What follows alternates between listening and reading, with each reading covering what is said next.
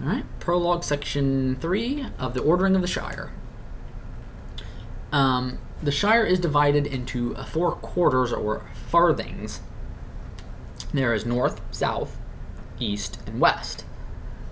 Bilbo, of course, lives in, I believe, the east farthing. And then outside you had the east and west marches, which would be added later in the Fourth Age.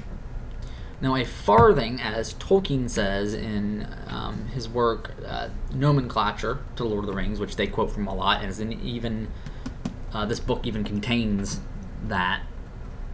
You could read it. And that was made so that I believe it was a Swedish translator, and works for other translations as well, to kind of, because they were trying to change some things into their language that shouldn't be, like Elvish names and stuff like that, and English names, and Tolkien's like, hey, some of this should stay as is,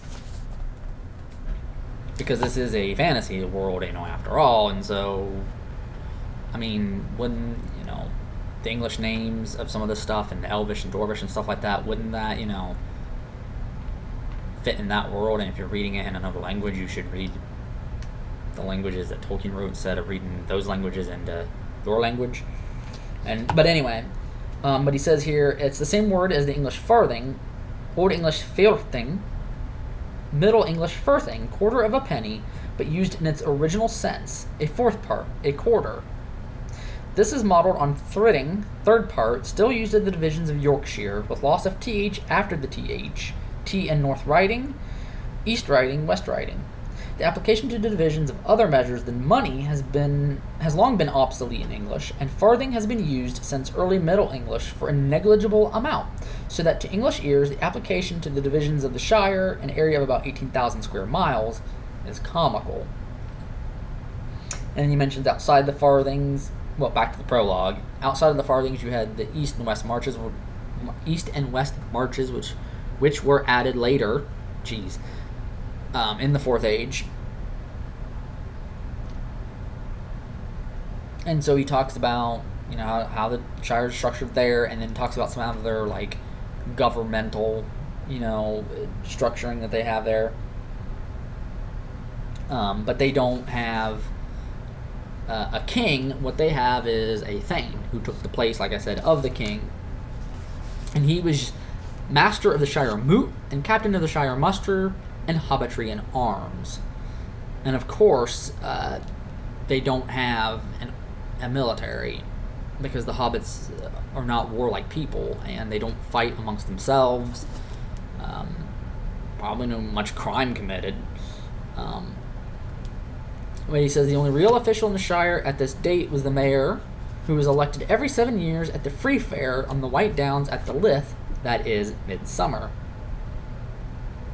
In Appendix E, when he talks about the calendars, he does talk about Lith days, that these are special holidays, these are separate days outside of the months.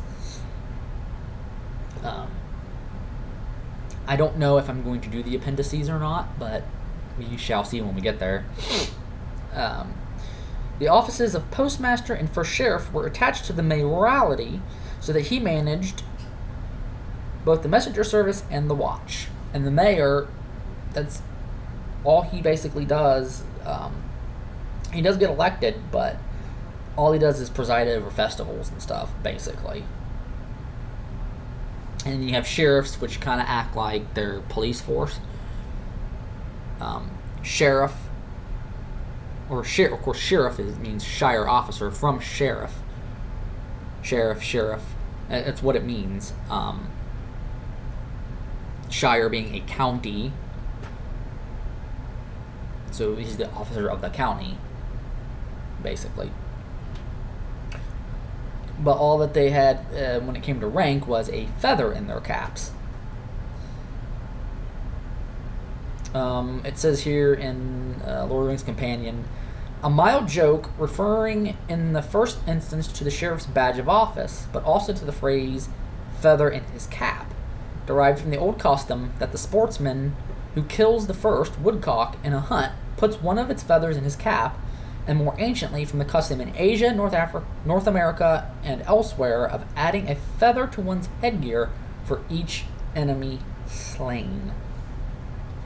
And then we have mention of the Bounders, who basically watch things and make sure that there's nothing going on, and no strange creatures come into the land or whatever to mess up this little peace and quiet that the hobbits have.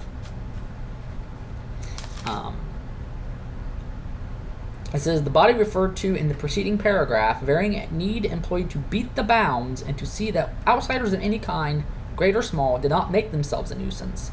To beat the bounds, in the usual sense, means to trace out the boundaries of a parish, striking certain points with rods, etc., by way of a sensible sign patent to witness. Old English Dictionary, beat, as a verb, since 41, which work was done by a bounder, one who sets or marks out bounds or limits. They say here, however, bounders is intended to mean persons watching the boundaries of the Shire, and is a joke to anyone familiar with bounder as pejorative slang.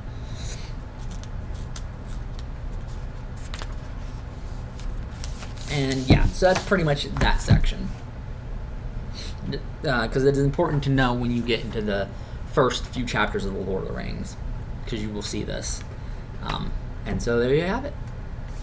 That's the end for this section, and in the next video we'll have section 4, which will be of the finding of the ring, and I'm going to attach to that the note on the Shire records. So I'll see you then.